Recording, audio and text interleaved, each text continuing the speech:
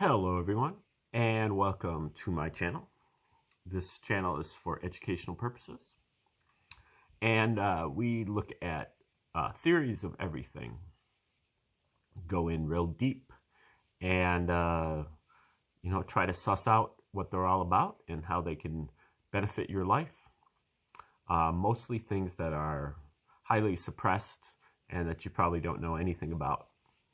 And today is our 470th video that we've done on Dewey B. Larson and his reciprocal system of theory. Mr. Larson was an American engineer who in 1959 proposed his two fundamental postulates about how the universe operated.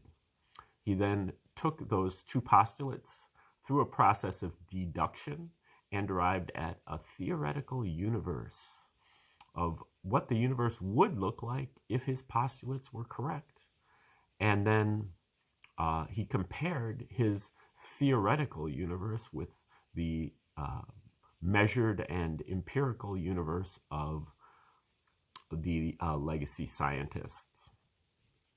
And some of those results are written up here in this book called Basic Properties of Matter, which Larson wrote in 1987, just 3 years before he died. And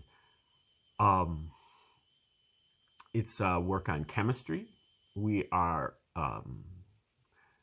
getting started here with chapter 8, which is on thermal expansion. He looks at many of the basic properties of matter, like the interatomic distance and the compressibility and the specific heat, melting point, boiling point, things like that, and then arrives at equations, and then takes his equations, plugs them into the various forms of matter, different atoms and different molecules, and then compares them with the tables. Now, the reciprocal system of theory is also known as the universe of motion. It's because Larson attempted to build his universe, construct his universe upon motion, not matter, not energy, but motion. And specifically, he attempted to construct his universe out of what he called a scalar motion. Scalar motion is a motion that has a magnitude, but it has no specific direction. And the visual that at least I like to use, and Larson uses, is the balloon. Using a balloon, put some dots on your balloon with a magic marker, and then you blow up the balloon. All of the dots will be moving away from one another. They won't be moving in any specific direction.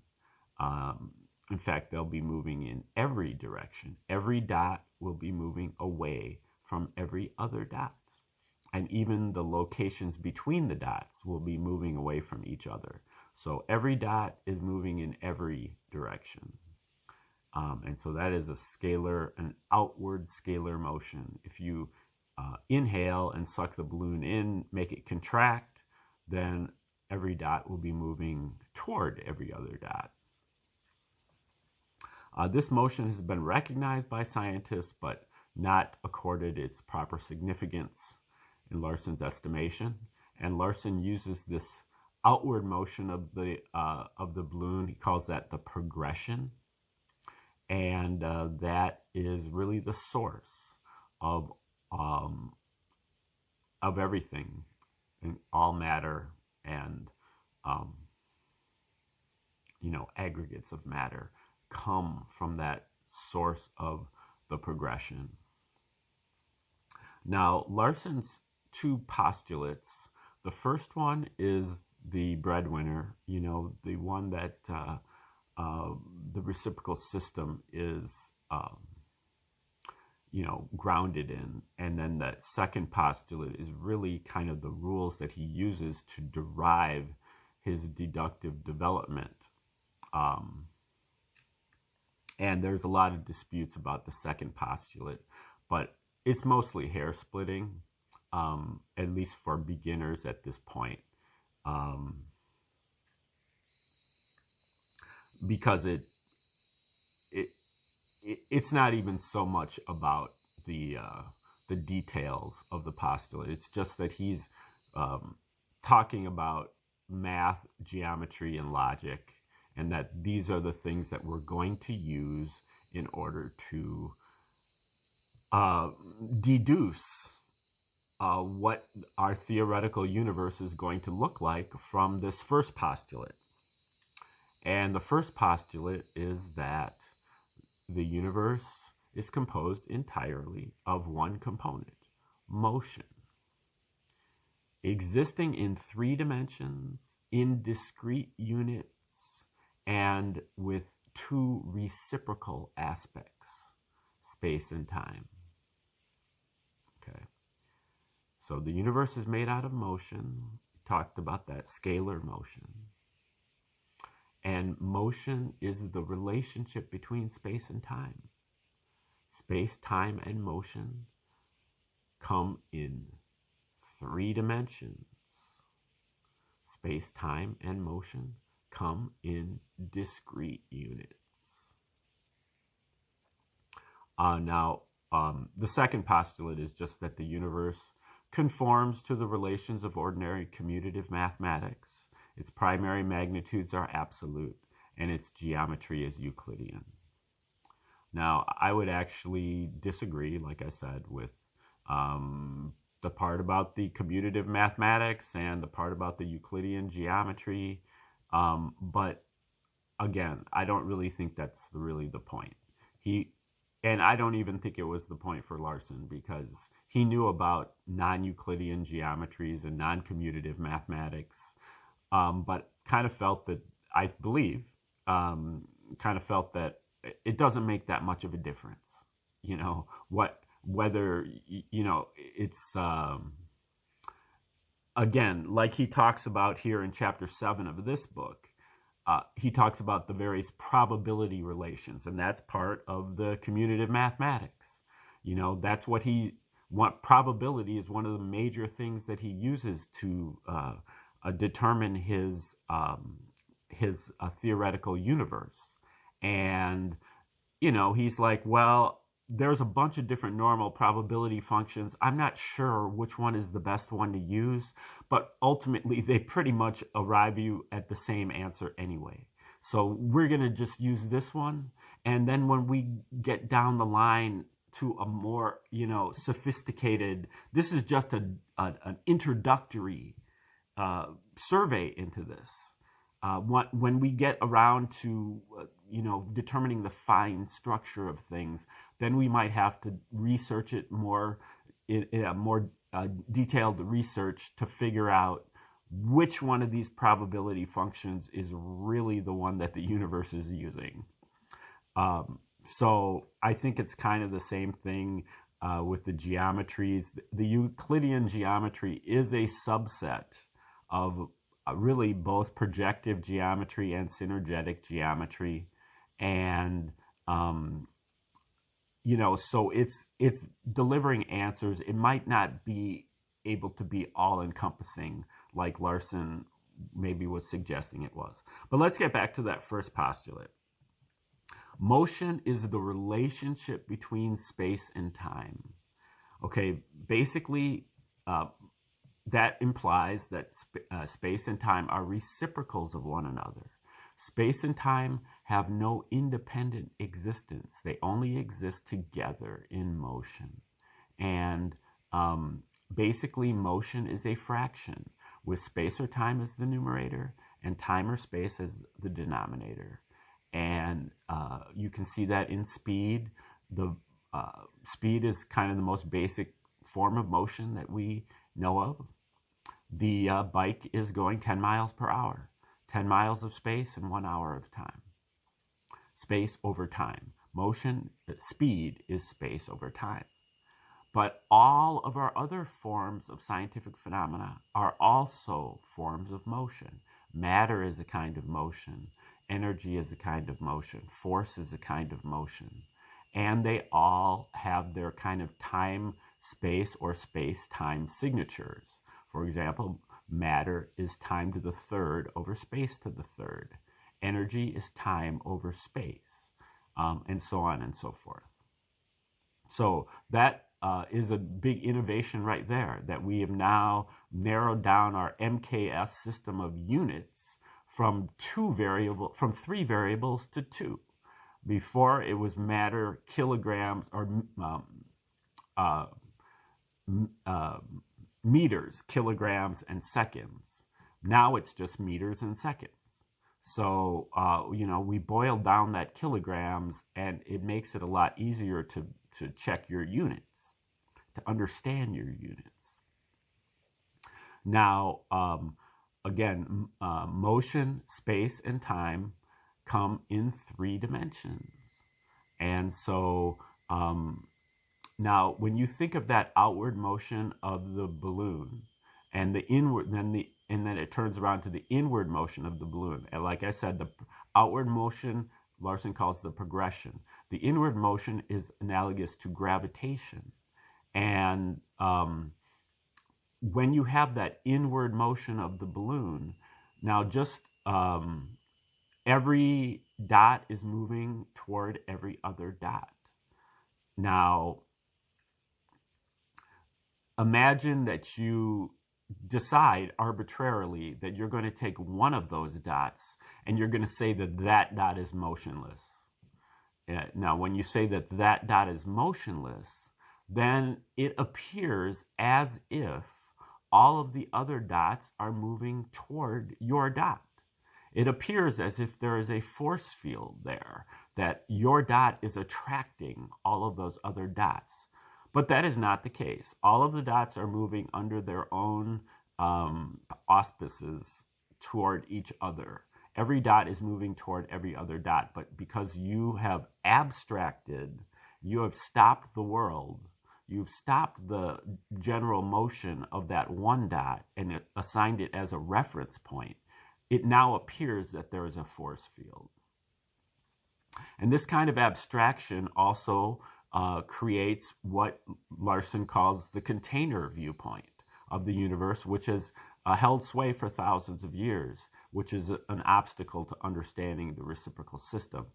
We have long perceived the universe as being this 3D background of space, XYZ coordinates, forward and back, up and down, left and right, and Larson calls that coordinate time, and our coordinate space, and that the events have been unfolding through time. And so this is what Larson calls clock time. So coordinate space and clock time, and that is the clock time is still a scalar motion. Time is getting later and later and later, but in no specific direction. And we've got this 3-dimensional time, space in a still frame. And Larson refers to the both of them as the spatial reference system, or the stationary spatial reference system. And this is your 3D space. Now, what's important, first of all, this also has its counterpart by the reciprocal postulate. There is another place in the universe where you have the same relationship, but with time and space reversed. So there's a place where there is 3 dimensions of time in a still frame, coordinate time, and clock space, where space is the scalar and space is progressing. Space is getting further and further and further apart, just like on the surface of an expanding balloon. Larson refers to that as the temporal reference system, or stationary temporal reference system. Now, but with both of these, you have your 3 dimensions of space and you have your 3 dimensions of time, but you only need 1 dimension of motion to describe them.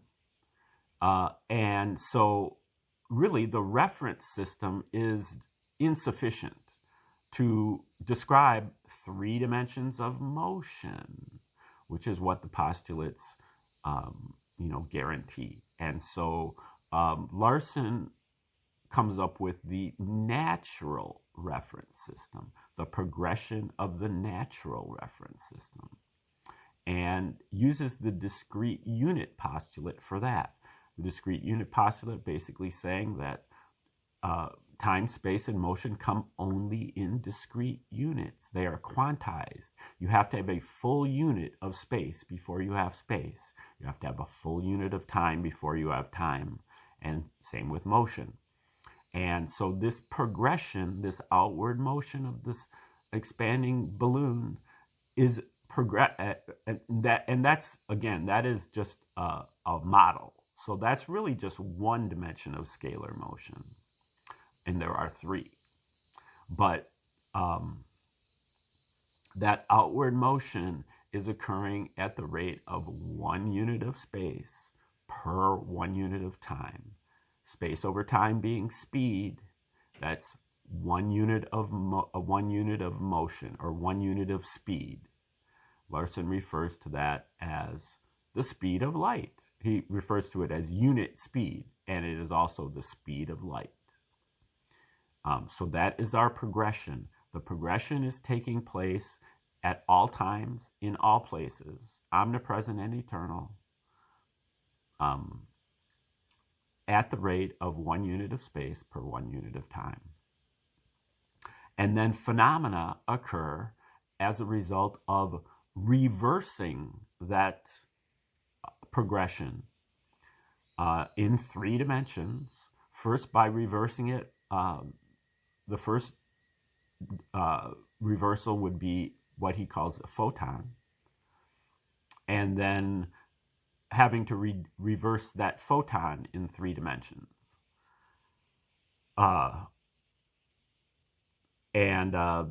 That's kind of a complicated subject, but basically matter is the reversal of that outward motion of the progression to the point where it becomes the inward motion of gravitation. And the gravity is inherent in matter. So again, the gravity is not the result of a force field. It is the result of just being matter. And all matter is moving inward toward all other matter. And so Larson's periodic table basically is 3 numbers: a 2-dimensional rotation, a secondary 2-dimensional rotation, and then an optional 1-dimensional opposing rotation that can be positive, negative, or zero. Zero in the case of the noble gases. So Larson's periodic table has these 3 numbers, and these 3 numbers are the numbers that he uses to derive his equations here for these basic properties of matter. Also, this basically divides the universe into regions. The speed of light outward in all directions is the progression. This is the midpoint of the universe. On one side, you have faster than light motion. Larson refers to that as the cosmic sector. And in the cosmic sector, you have coordinate time and clock space. Now, the sector that we're familiar with is the sector that's moving slower than the speed of light. And that is what Larson calls the material sector. And the material sector is coordinate space and clock time. So you can see when you cross that boundary, the speed of light boundary, you have to reverse or invert the roles interchange the roles of space and time. And then within both the cosmic sector and the material sector, you have a subsector or an inside region that has to do with the discrete units of space and time.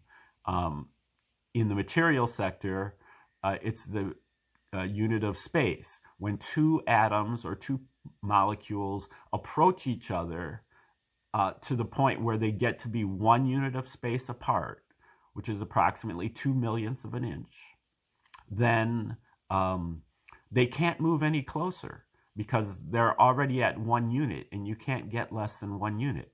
So what they do instead is they move outward in time instead of space. And moving outward in time is the equivalent of moving inward in space because of the reciprocal postulate. And so we continue to see it as moving inward in space, but it's not the case. It's really happening in time. But since we don't see time, we only see space because we are anchored to a spatial reference system by gravity. Then we see the motion in space. Larson calls this equivalent space. It's the spatial equivalent of time. And when we look into and Larson refers to this as the time region. And when this is the area of less than 1 unit of space.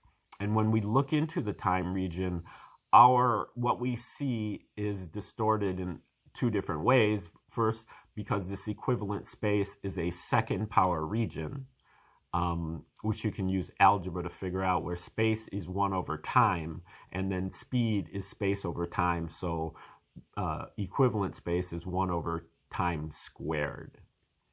And also the interregional ratio, which is kind of the amount that you lose in the translation when you are looking into a different sector or region of the universe. So those 2 things have to be taken into account. Now, when you are in the time region, then you are subject to the reversal also of the progression and gravitation, where now the progression is inward in equivalent space and gravitation is outward in equivalent space. And it's those 2 forces, those 2 major forces, have their concomitant effects in the time region. The progression is seen as pressure, and gravitation is seen as heat. Outward heat, inward pressure. And these same things happen over in the cosmic sector, except that you have cosmic atoms and cosmic molecules, and you have them approaching 1 unit in time, and then they move inward in space, and Larson refers to that as the space region. Okay, let's read a little bit here of this book called Basic Properties of Matter, starting in chapter 8, Thermal Expansion. We just took over at this point where Larson is explaining that the curve that's being used for thermal expansion is identical to the curve that he used earlier for specific heat, up to the first transition point, which is really the unit point here in the time region. And that once we get beyond this first transition point, then the 2 curves diverge markedly. Now, remember that specific heat is basically the efficiency of heat transfer. So when you add more heat to the system, it moves closer and closer and closer to the melting point, which is where it doesn't want to go, because statistically it's more probable to be in the solid state than in the liquid state. And the solid state is 3 dimensions in the time region, whereas the liquid state is 1 dimension outside of the time region. And that thermal expansion is basically how much volume the matter has, how much the volume expands once it is heated up. Okay, for purposes of this present discussion, the solid endpoint will be regarded as coincident with the melting point. He talked about that, here we go. As brought out in chapter 7, this is in fact only an approximate coincidence, but the present examination of thermal expansion is limited to its general features. Evaluation of the exact quantitative relations will not be feasible until a more intensive study of the situation is undertaken. And even then, it will be difficult to verify the theoretical results by comparison with empirical data because of the large uncertainties in the experimental values. Even the most reliable measurements of thermal expansion are subject to an estimated uncertainty of plus or minus 3%, and the best available values for some elements are said to be good only to within plus or minus 20%.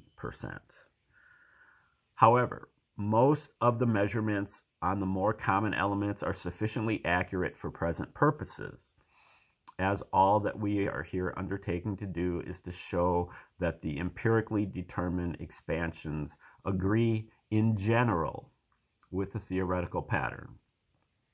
So this is kind of what I was talking about earlier. Larson recognizes that this is an initial study into this, and getting into the weeds and determining the fine structure, getting down to the tiniest details is not prudent at this point, because we're just trying to see if there's a general relationship that is close, and we can try to figure out the fine structure later. And in fact, the experimental measurements don't even, they're not even accurate enough to do that in the first place. But Larson has an advantage because he's using a theoretical system, so he can be as accurate. His theory can be, infinitely accurate. Now, whether it agrees with the empirical results is a different question, but he can be as accurate as he wants to be with the theory. But, okay. The total expansion from zero temperature to the solid endpoint is a fixed quantity, the magnitude of which is determined by the limitation of the solid state thermal motion, of vibration, to the region within unit distance. At zero temperature, the gravitational motion outward in the time region is in equilibrium with the inward progression of the natural reference system. Okay, so that's the pressure and the temperature.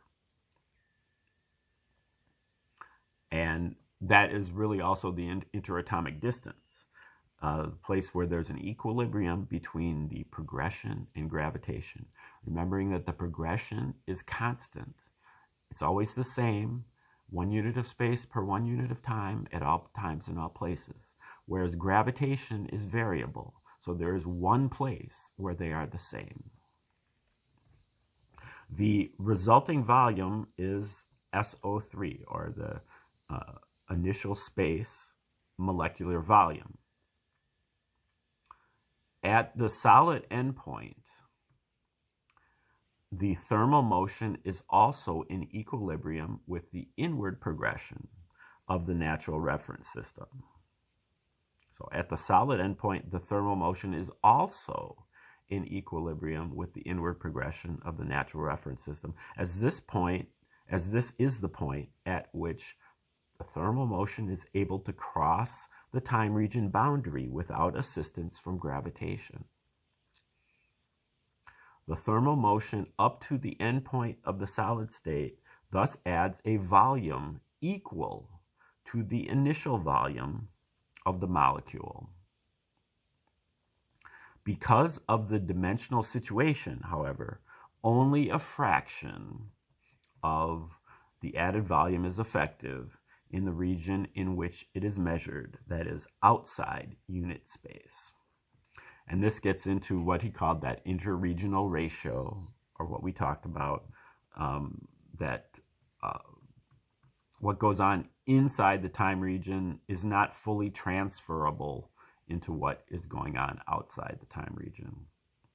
Now, Larson kind of glosses over this again, because he's writing for a sophisticated scientific audience, and but this is really his key point.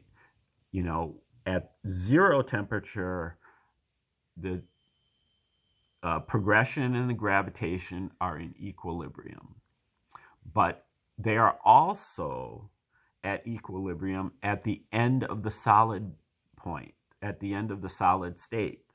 Thermal motion is also in equilibrium with the inward progression. And that's because this point at which the thermal motion is able to cross the time region boundary and move outside of the time region without assistance from gravitation. Okay, so the thermal motion is in equilibrium with gravitation, with the progression here at the solid endpoint. But he says at zero temperature, the gravitational motion is in equilibrium with the inward progression. Okay, so the gravitational motion is in equilibrium at zero temperature, and the thermal motion is in equilibrium at the solid endpoint. Now, the thermal motion stems from the gravitational motion, but is not the same. So that brings up some questions for me, and I'm not quite sure how to navigate that. But then he says, thus, or he uses thus later, but he says the thermal motion up to the end point of the solid state thus adds a volume equal to the initial volume of the molecule.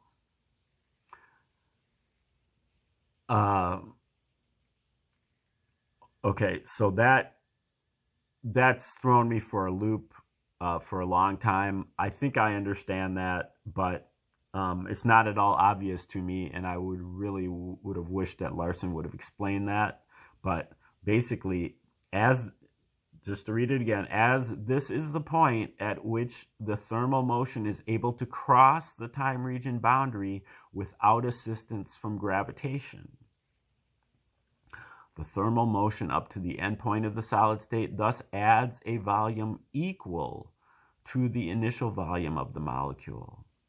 Now, remember that the solid expansion is an intermittent motion because it goes outward in equivalent space on the outward vibration. But then when it's got the inward vibration is ineffective because it is coincident with the progression, and the progression is already maxed out. The progression can't get any higher than it already is. So it's an intermittent motion. It goes outward, and then during the inward phase, it stays where it is, and then it goes outward more, and then it stays, and then it goes outward more. So we'll try to parse this out next time and see if we can come up with anything here. All right, thanks for tuning in today.